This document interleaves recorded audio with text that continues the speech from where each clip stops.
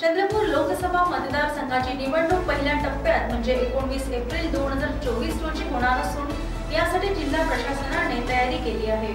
या तयारीची पाहणी करण्याकरिता सामान्य निवडणूक निरीक्षक लोकेश कुमार जाटव यांनी जिवती तालुक्यातील महाराष्ट्र आणि तेलंगणा राज्याच्या सीमेवर असलेल्या मतदान केंद्राला भेट दिली। तसेच येथे कार्यरत कर्मचारी आणि नागरिकांशी संवाद साधला।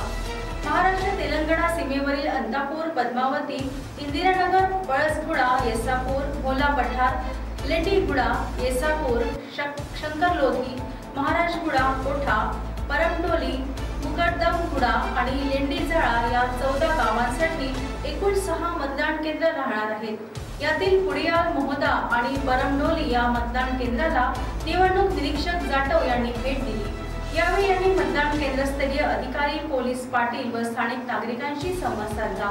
निवडणूक संदर्भात काही अडचण आहे का, दोन्ही राज्यांसाठी मतदान करताय का, मतदार माहिती चिठ्ठ्या मिळाल्या का याबाबत त्यांनी नागरिकांना विचारणा केली। यावेळी जिवतीचे तहसीलदार अविनाश शेंबडवाड, नायब तहसीलदार वहाणे, तलाठी मेटलवार आणि मतदान केंद्र